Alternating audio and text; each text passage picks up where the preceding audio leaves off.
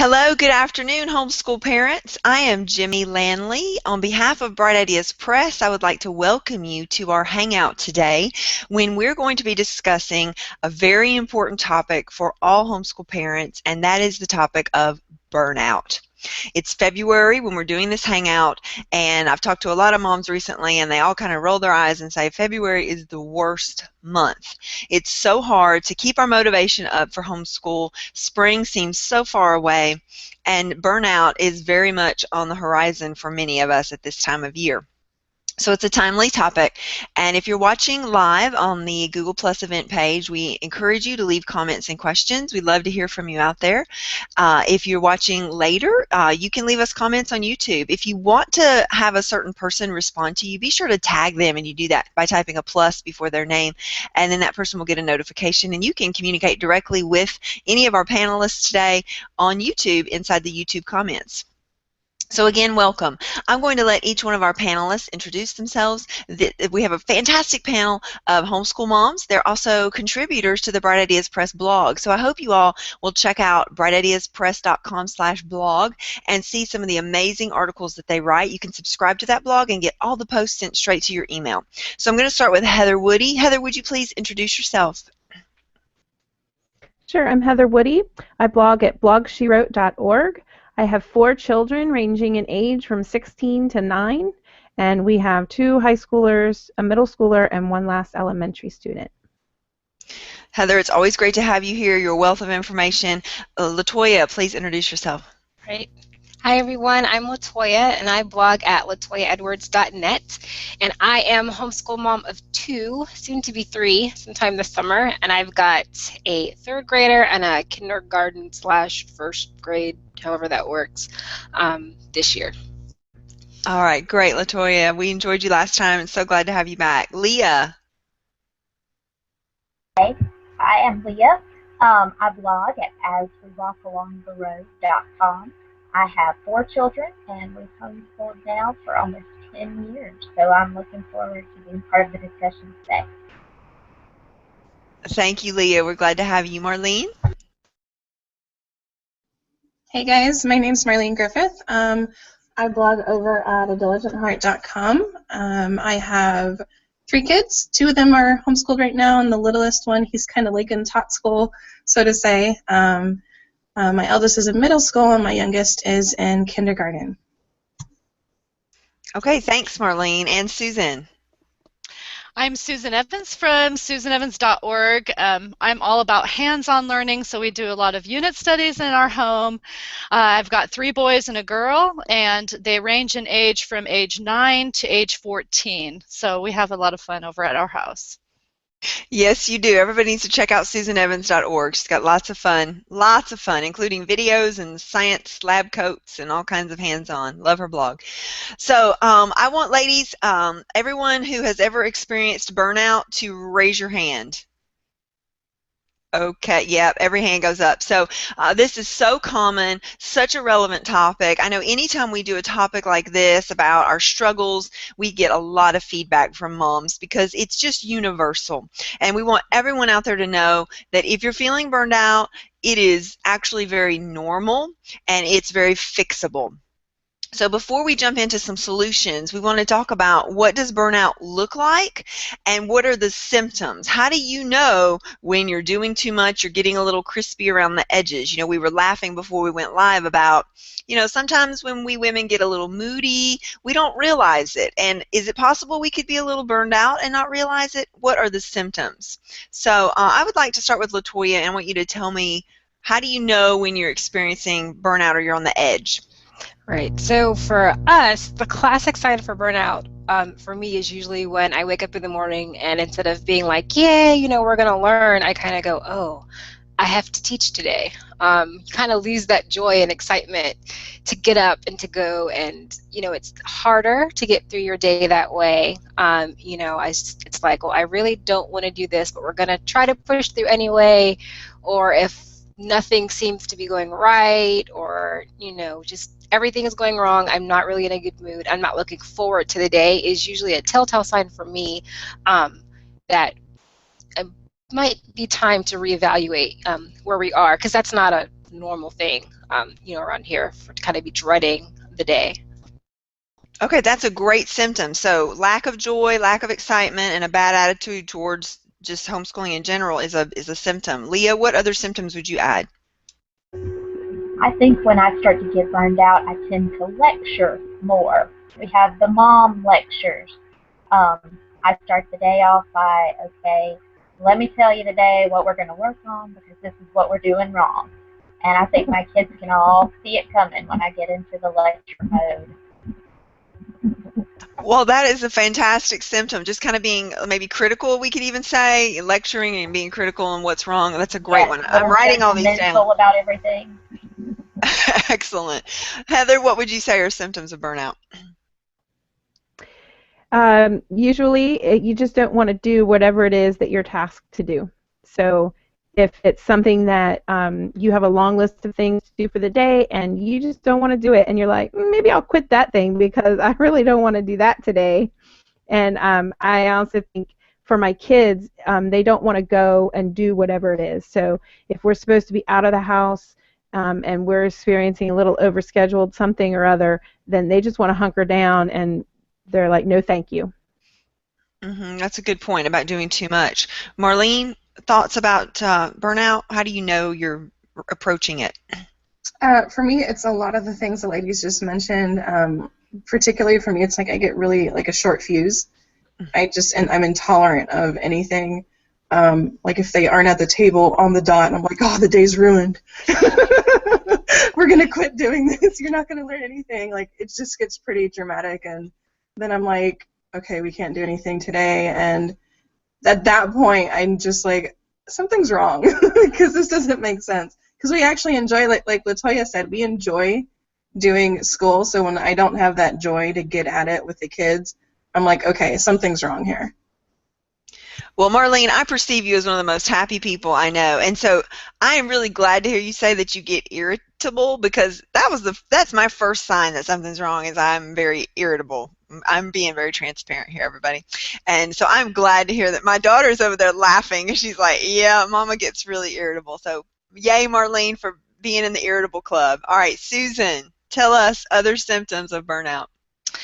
Yes, if you feel fatigued all the time, if you wake up in the morning day after day and do not feel refreshed by your sleep, it's probably that you're running on fumes. And we're going to talk about what causes it in a few minutes, but there are reasons that you feel that way.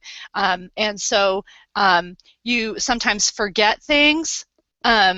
You might be more emotional, like the other panelists were saying. Your fuse is shorter. You dread what you have to do that day. You find it harder and harder to even get up in the morning. That's full-blown burnout, and I've experienced this not from homeschooling, but from other responsibilities that are added in my life, and anything that's high stress, that's in addition to your homeschooling, or relationships and things like that that are strained. Those things can really suck the life out of you and cause you to feel so fatigued that you can't do your normal everyday things like homeschooling that you used to have joy for. And Susan, it sounds to me almost like you're describing the beginning of depression. Do you think burnout could actually transition into full-blown depression? Yes. Okay, yeah, I think you're right. And Keela is outside saying, oh, Leah Courtney, yes, she likes what you said. And Kristen says, I think I've been burned out for about 5 years. Oh, wow, okay. That's kind of funny, but it's kind of not funny, too. And Kristen, we really hope that you can find some help, or that you're kind of joking with us, because that does break our hearts to know. And women can operate in this for year after year and really struggle, but I think at some point, we're going to crack. So we do need to do self-care. So can kids get burned out, and do they have symptoms? Are they different, or are they the same? We'll just go the opposite order. So Susan, tell us about kids and burnout. Okay, yes, kids can burn out. I don't think they burn out as often as parents do, because parents have responsibility and a weight on their shoulders, which kids they have more free time and stuff like that. But if you overschedule kids, or all they're doing is academics, or they don't have the release of being with friends and stuff, which happens with homeschool kids more than kids that go to schools, those things can cause fatigue in the child. Also, if they're taking a course that is really beyond them, or that they're barely getting, the amount of concentration that they have to expend is so much greater that it's almost like they're doing 3 hours of something instead of 1 hour of something. I've noticed that with my oldest. In chemistry, there's these long equations, and one of my kids just gets it really fast, this huge long equation. The other is like, oh my goodness, Mom, oh, and then I have to explain each line. And then the rest of the day, he can hardly do anything because the equation was just so hard for his mind to wrap around. So, yes. So if you're giving your kids something beyond or just above what they can do, that's mentally taxing, you need to reduce other areas or cancel other classes that you're doing, or do it in the summer, some other thing, so that they can, cope with the demands academically that you're giving them. Okay, thanks. So, Susan, you kind of got into a little bit of why kids get burnout and how to solve it, but I also want to back up, and that's great. How do you know when kids are getting burned out? What are the signs? Marlene, how do you know when your kids are getting a little fried? For my kids, is they get really lazy with their homeschool work, and they just don't feel like doing it. For us, that's rare, and it only happens when there's something going on. So I know at that point it's they're just burned out, and then at that point it's like, okay, why are we feeling this way? Mm-hmm. Okay, great. Leah, LaToya, Heather, what other symptoms do you see in your kids when they're burned out? For us, one of the big things is the increase in the amount of bickering that we have in our family.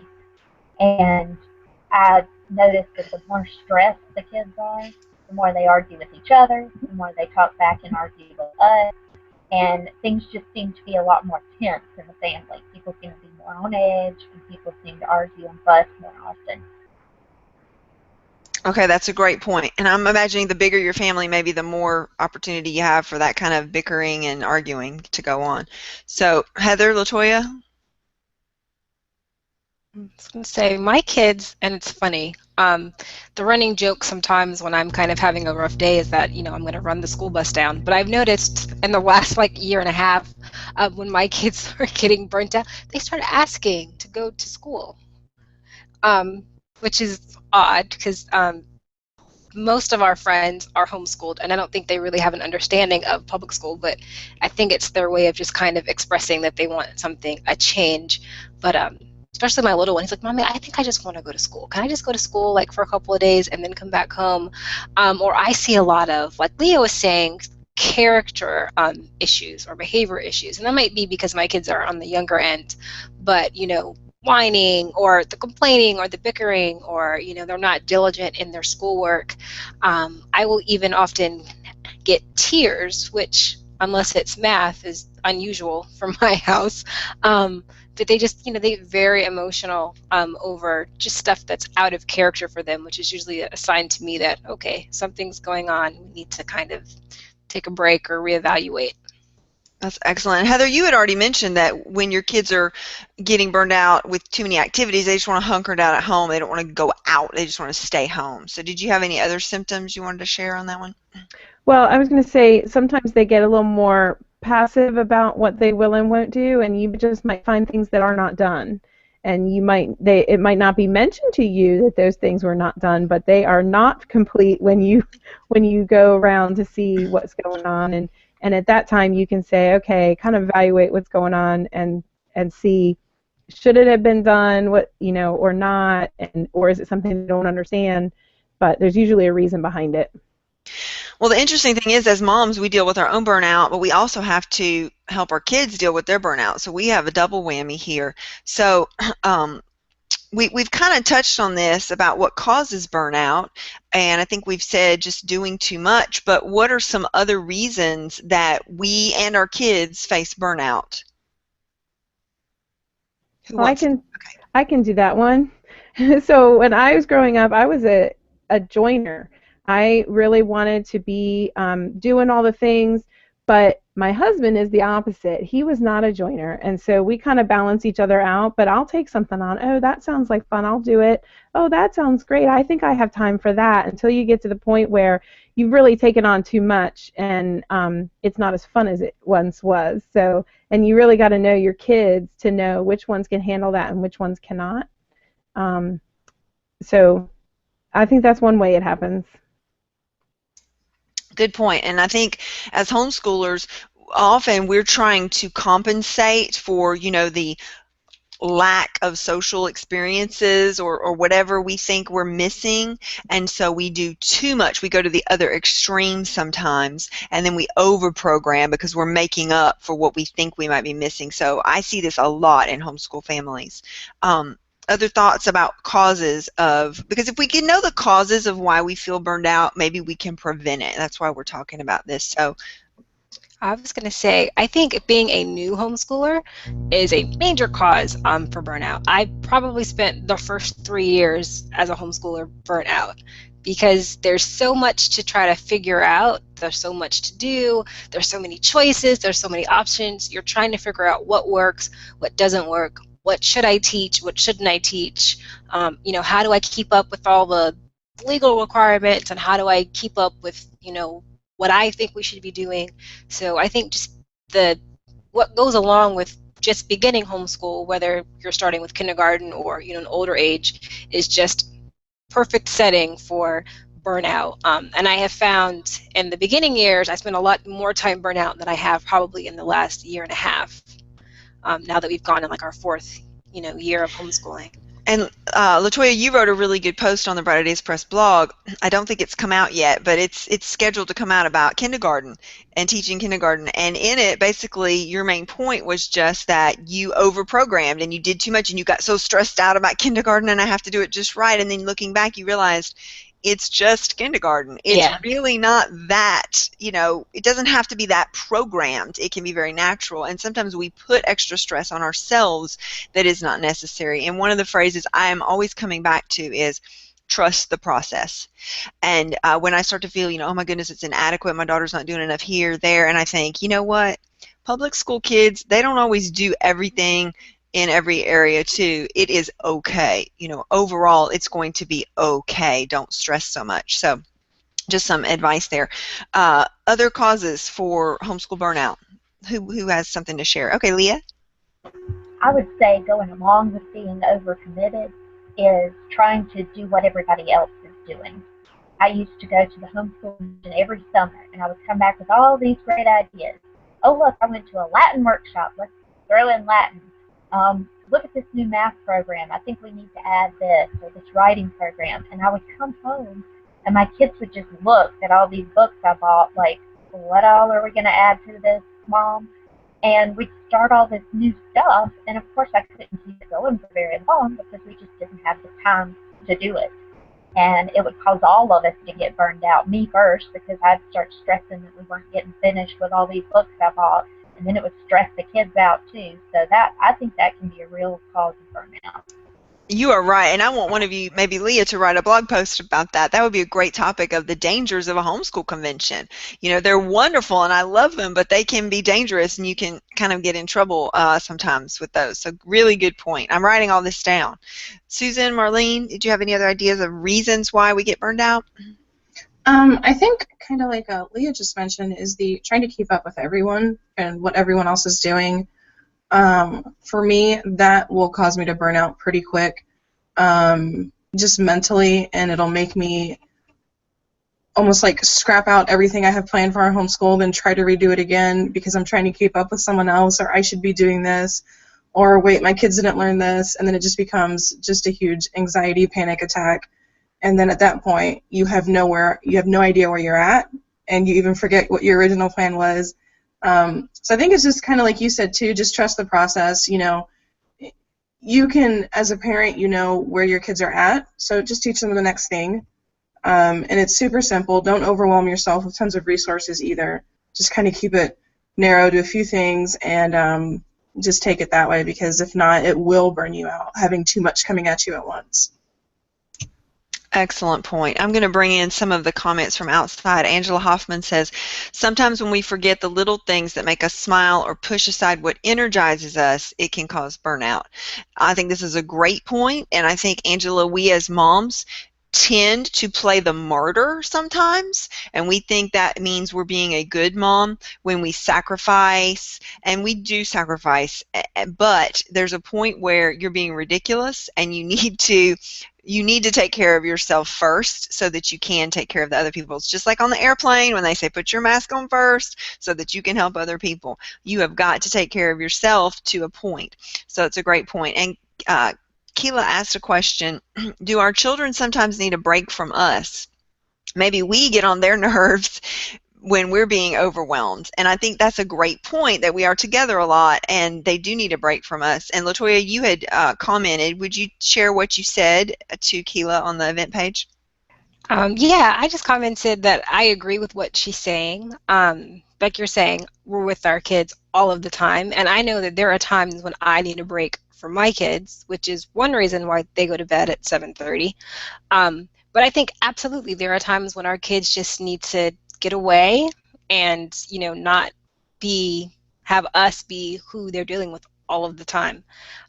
It's a tricky balance to give them that without, you know, being overcommitted and busy, but it is important to give everybody kind of space, even if it's just an hour a day where everybody gets a corner in the house to themselves, you know, to do something that they like to do. It does help. And I know some parents have struggled with the choice to homeschool because they feel they don't want to serve both roles of mom and teacher. And that can be a tricky path because, as I used to get accused of, you turn everything into a homeschool lesson, and I did. And so, and it's everything is a learning experience, but you can ruin that joy of learning if you try to make everything a lesson. So there's a fine line there, and that can burn out our kids as well, and that's our fault. Let me bring in Tanya's comment. She has a thought about homeschool conferences. Her suggestion is to have concrete set of goals. And it's a great point to help you just focus in on things and not be distracted by shiny. Yes, that's a great point. Thank you, Tanya, for sharing that. You're absolutely right. All right, let's talk about how do you refresh yourself and gain energy to prevent or cure burnout? What do you do, ladies, to refresh yourself? I think number one may be just sleep. But Susan, what besides just sleep, what can we do? I think we need to take care of ourselves in all areas. I'm talking about not just physically, but spiritually, mentally. We need to do things that refresh us, and so, like, if going out with a friend or something like that refreshes you, if you find rest when you're doing that, that will help fuel you and fill you up to be able to, you know, overcome that the burnout. I actually, eliminating things is the first thing that I would do to overcome burnout. I would say no to things that are not important. For some people, instruments, sports, volunteering, those kinds of things are not vital unless that's where God's leading you. But what I tell people to do is make sure to pray about something before you take it on in the first place to avoid burnout to begin with. But then, yeah, take time to, you know, have a hot bubble bath, spend time with people. I also think that one of the main reasons for burnout is either crisis that you have to go through or relationship issues. And so if you actually resolve relationship issues, then suddenly you have so much more energy. So get to the root of whatever is causing that burnout and reduce the other things that you're doing in your life that aren't life-giving, if possible. And you could take a break even from homeschooling. Like today, I got this phone call this morning that was important, so I canceled chemistry. And the kids cheered, and I said, it's double chemistry tomorrow, though. You know, but they have a break, and they were like, like you know, because I have this webinar, and I mean, there wasn't enough time today to do it. So or you can stretch it into, like, do two, double up on some things. I mean, you can't do that really with math very well, but as far as homeschooling, preventing burnout, don't have so much in your life that that you can't release some of it when you're feeling strained. Okay, so that's what I would say to avoid it. Thank you, Susan. That's excellent advice. Other ladies, tell us how you would restore and work off of that, get rid of that burnout. So I think I agree with Susan about, the taking a break. This is a lesson that I had to learn the hard way after being burnt out for 3 years, to build in breaks naturally, and then don't be afraid to take a break at any other time. And it could be a break from school for a week. It could be a break from school for the entire year. It could be a break from a subject, a break from an activity. But whatever you need to do to free up some time, like, take that break. I can remember I was like, you know what, math is really stressing us out. We're just not going to do math for the next month, and we're just going to put that aside and use that time to do something else. The other thing that I like to do is to do some fun stuff. Sometimes we get so hung up on the activities that we forget to do fun stuff, and to not make it a homeschool lesson, like, just go to the zoo because you want to go to the zoo, and not because you want to categorize and draw animals and, have notebooking pages and all that. Just go to the zoo, or go to the beach, or meet up with friends at the park, or have a movie day. We like to have movies, every now and then. It's, you know what, we're not going to do history today. We're going to watch Liberty Kids, or we're going to watch the Narnia movie instead of, doing a literature assignment. But don't be afraid to take a break, and then don't be afraid to build that into your schedule, because that will help, prevent later. And here's the secret, everybody. Public school teachers, they have movie days. So it's okay. Yeah. So Angela has a great suggestion about just getting outside.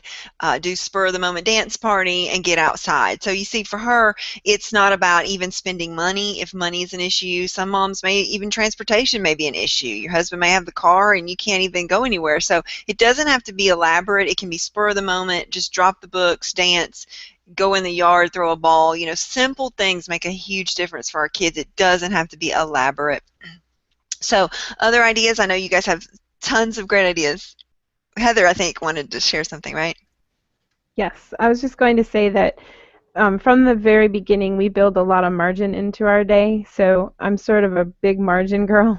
Being married to a guy who needs a lot of margin, I've learned to have a lot of it, and that just means a lot of white space on my calendar, and a lot of white space around the edges of my day, because if you're going from one thing to the next, that is a recipe for burnout for lots of people, and it really changes what your kids will remember. Do you want them to remember the car, or do you want them to remember playing games in the living room and doing things like that? And you just have to kind of divide it up, what's important to your family and what isn't, and make sure that those things that are the most important are the things that you make time for. And as our kids have gotten older, it gets a little bit hard because we're surrounded by a lot of overscheduled people, and that can get a little bit lonely because people cannot be spontaneous anymore, and sometimes that's not as much fun. But my kids are relaxed. Sometimes in high school, maybe a little bit too much, but they are. That is not a fear that I have, that they are overscheduled. I'm with you on that, Heather, very much. We are not over-programmed in this house either. Very good.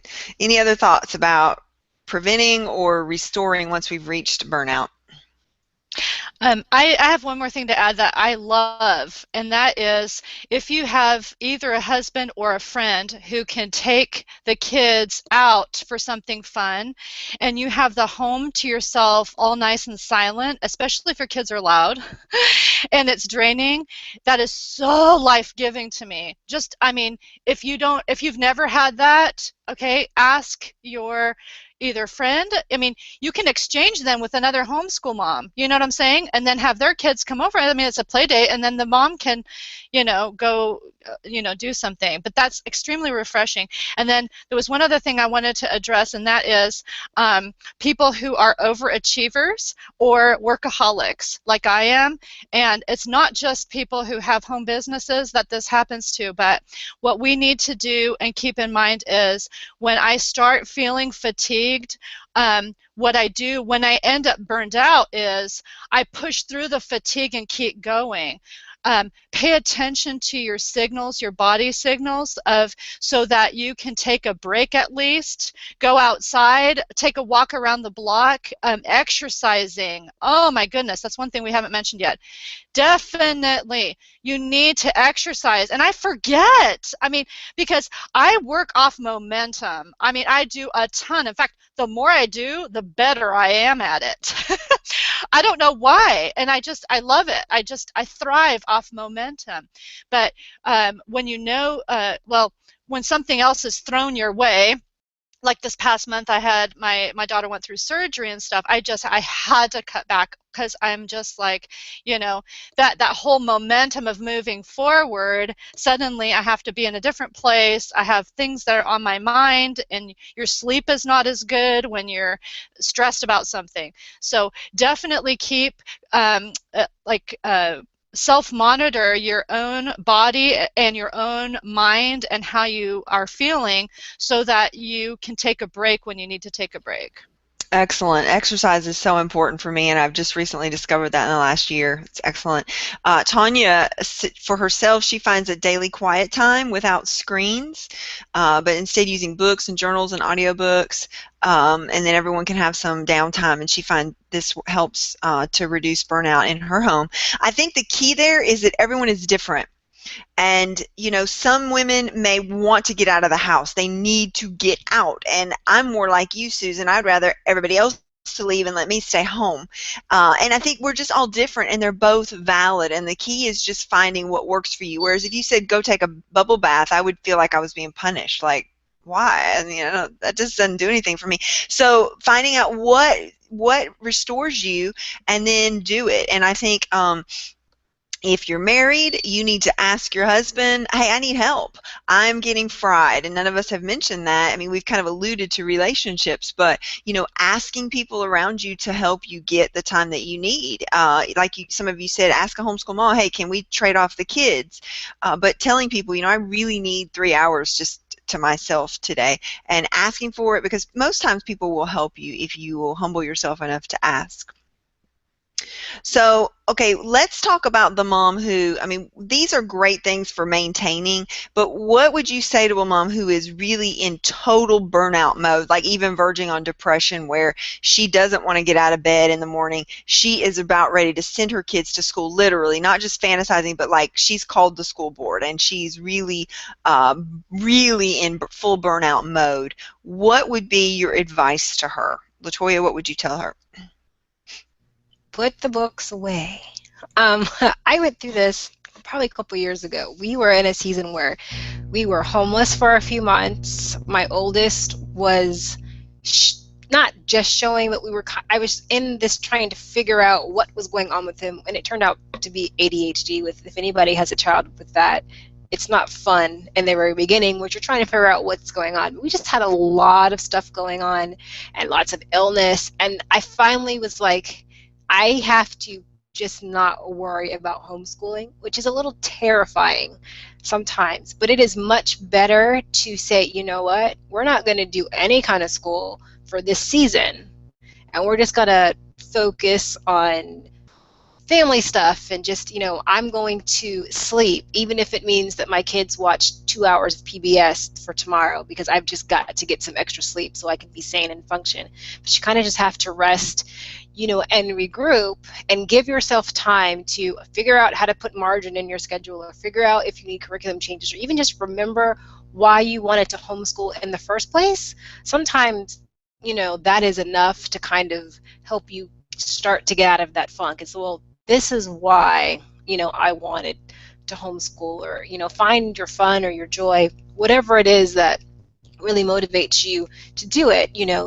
whatever you've got to do to get back to that place, and then slowly work your way back up to whatever your normal schedule is. And then the other thing that I would say would be to ignore your naysayers.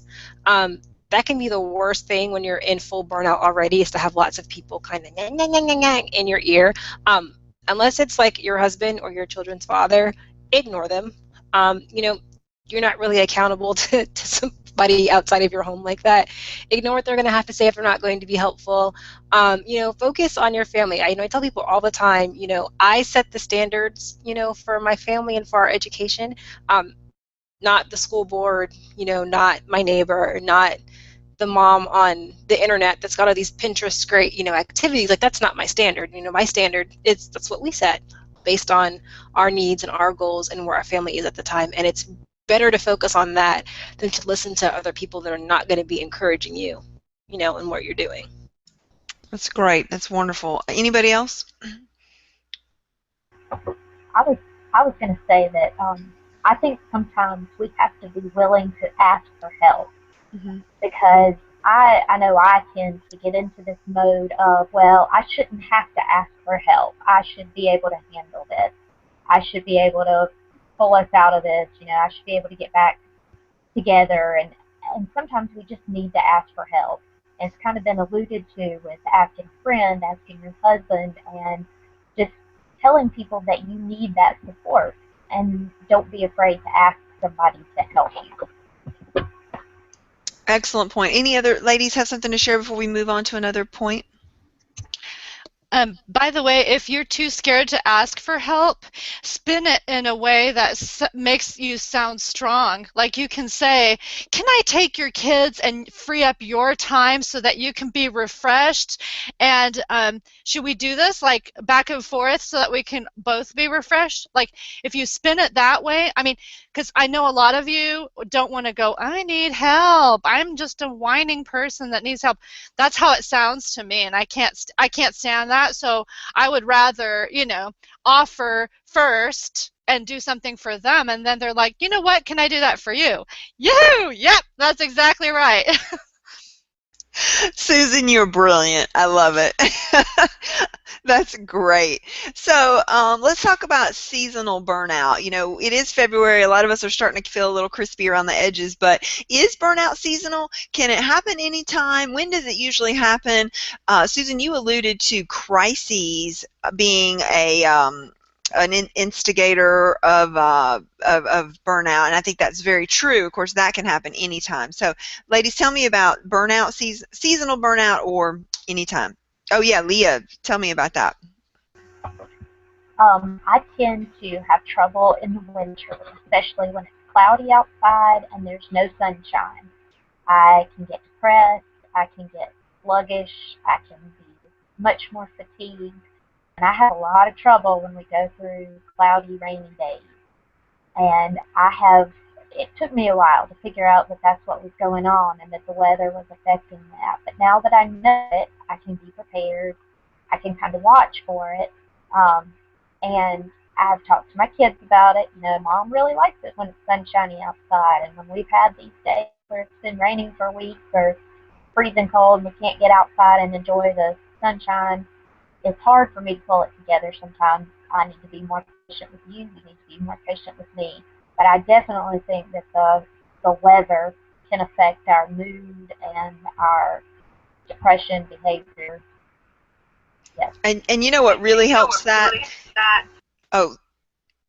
Is getting outside in the sun, even if it's freezing cold or even if it's not really sunny, just getting out in the natural light, just taking even a 15-minute walk. It seems crazy, but it really makes a difference, because I know exactly what you're talking about, and that really helped me a lot. So just make yourself get out there, even though it's cold and you think, I don't want to go out, but it really will help a lot, and the exercise helps too. So other ladies, thoughts on seasonal burnout? Or Go ahead, Susan. Oh, sorry. I was letting LaToya go.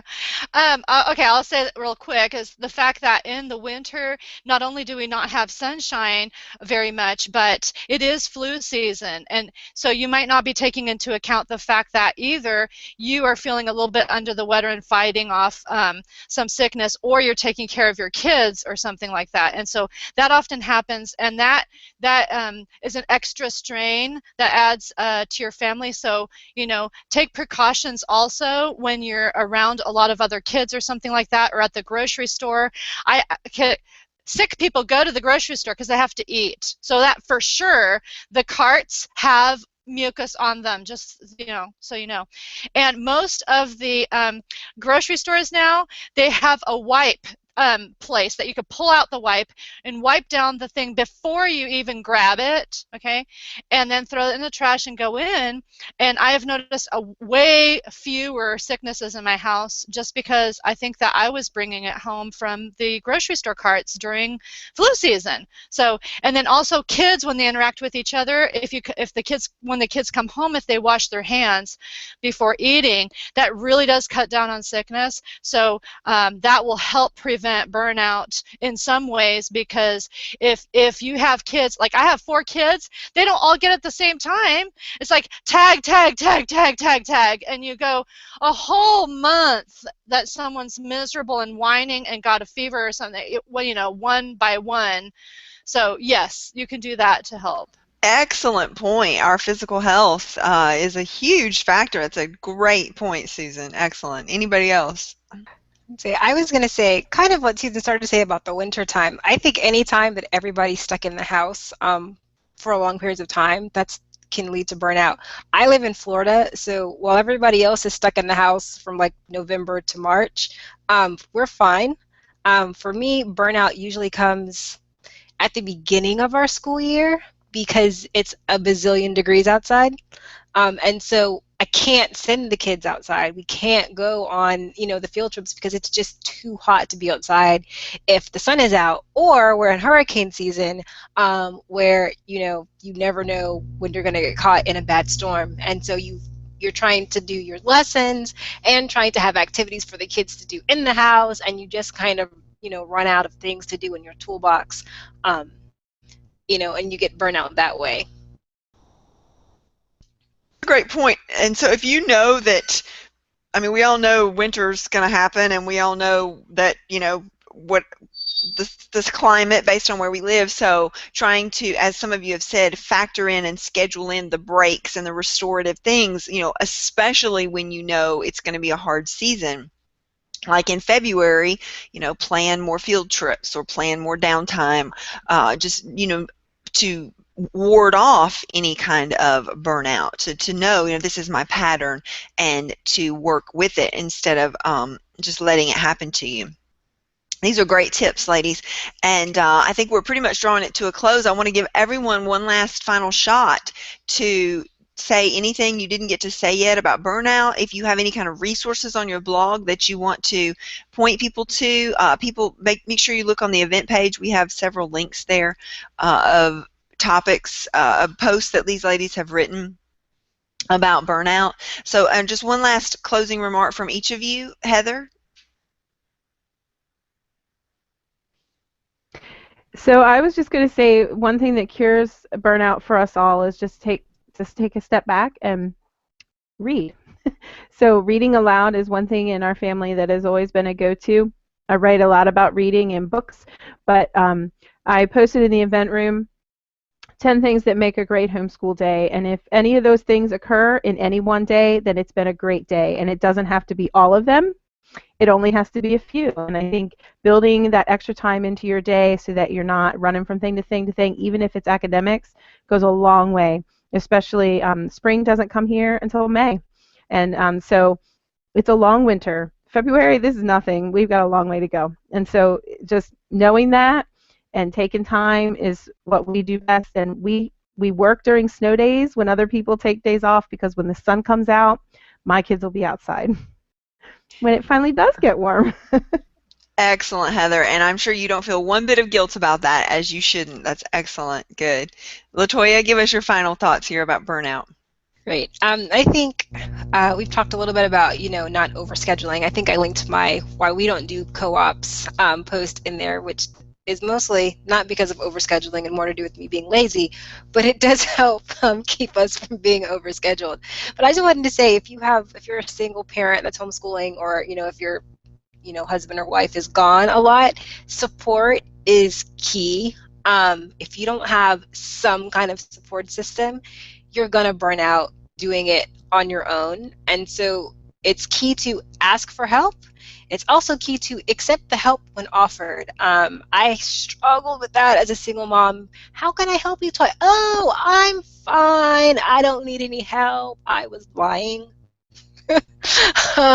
So when people offer to help, take it. And I would just say, be on the lookout just for ways that you can serve other people. Now that I've been homeschooling for a while, I can kind of scan a crowd of homeschool moms and kind of see the telltale signs of weariness and burnout on people's faces. And so I try to go over and, share some kind of encouragement, or, hey, do you guys want to come over to play, or come to the park and play? I think that is just key. If we can all be there to support each other, it will go a long way. Group hug. I love that, LaToya. All right, Leah, your final thoughts here about burnout.